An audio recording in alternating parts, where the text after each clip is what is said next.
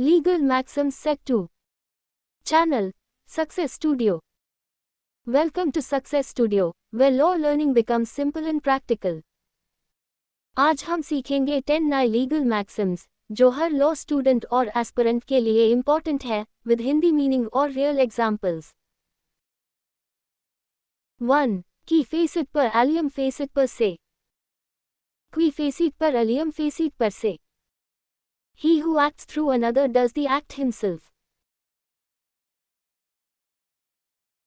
जो किसी दूसरे के द्वारा कार्य करवाता है, वही स्वयं कर्ता माना जाता है।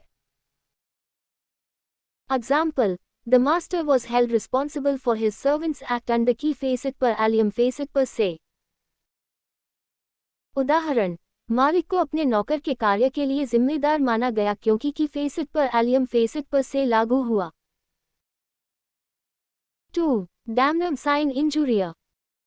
Damnum sine injuria. Damage without legal injury. हानि हुई लेकिन कानूनी अधिकार का उल्लंघन नहीं हुआ। Example: The shopkeeper suffered loss due to competition, but damnum sine injuria applied as no legal right was violated.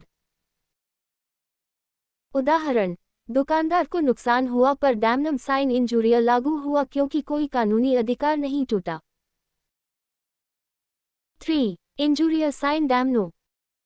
Injuria sine damno, legal injury without actual damage. कानूनी हानि हुई भले ही वास्तविक नुकसान न हुआ हो। Example: The office's illegal order violated rights, so injuria sine damno was applied. उदाहरण: अधिकारी के अवैध आदेश से अधिकारों का हनन हुआ, इसलिए injuria sine damno लागू हुआ। 4. Lex non cogit ad impossibilia. Lex non cogit ad impossibilia. The law does not compel the impossible. कानून असंभव कार्य करने को बाध्य नहीं करता। Example: The court excused the delay saying lex non cogit ad impossibilia, as compliance was impossible. उदाहरण: अदालत ने देरी माफ की क्योंकि लेक्स नॉन कॉजिट एड इम्पॉसिबिलिया के अनुसार असंभव कार्य के लिए मजबूर नहीं किया जा सकता। 5. Delegatus non potest delegare. Delegates non posset delegare. A delegate cannot further delegate. जिसे अधिकार सौंपा गया है, वह उसे आगे नहीं सौंप सकता। Example: The office's sub-delegation was invalid under delegatus non potest delegare. उदाहरण: अधिकारी द्वारा अधिकार आगे सौंपना अमान्य माना गया क्योंकि delegatus non potest delegare लागू हुआ। 6. Salus Republicae Suprema Lex. Salus Republicae Suprema Lex. The safety of the state is the supreme law. राज्य की सुरक्षा सर्वोच्च कानून है। Example: During national emergencies, courts uphold Salus Republicae Suprema Lex. उदाहरण: राष्ट्रीय आपातकाल के समय अदालतें Salus Republicae Suprema Lex के सिद्धांत को मानती हैं। 7. Actio personalis moritur cum persona. Actio personalis moritur cum persona. A personal action dies with the person. व्यक्तिगत कार्यवाही व्यक्ति के साथ समाप्त हो जाती है। Example: The claim for defamation ended after the plaintiff's death under actio personalis moritur cum persona. उदाहरण: वादी की मृत्यु के बाद मानहानि का दावा समाप्त हो गया क्योंकि actio personalis moritur cum persona लागू हुआ। 8. Extirpi causa non oritur actio. Extirpi causa non oritur actio. No action arises from an immoral cause.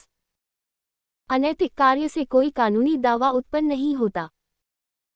Example: The court rejected the plea as extirpi causa non oritur actio was applicable. उदाहरण: अदालत ने याचिका खारिज की क्योंकि extirpi causa non oritur actio लागू हुआ। 9. Consensus ad idem. Consensus ad idem. Meeting of minds. सहमति का एकमत होना। Example: The contract was valid only because of consensus ad idem between both parties. उदाहरण, अनुबंध तभी वैध था जब दोनों पक्षों में कंसेंसस एड आइडम यानी एक समान सहमति थी। 10. Falsus in uno falsus in omnibus.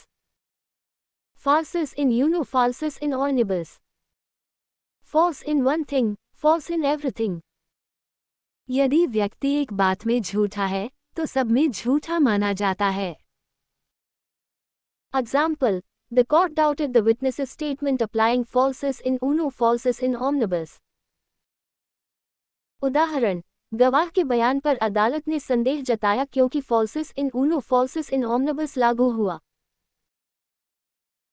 This was set 2 of legal maxims, presented by Success Studio. Like, share और सब्सक्राइब कीजिए सक्सेस स्टूडियो को, जहां लॉ सीखना होता है सिंपल और स्मार्ट। मिलते हैं सेट 3 में नए 10 लीगल मैक्सिम्स के साथ।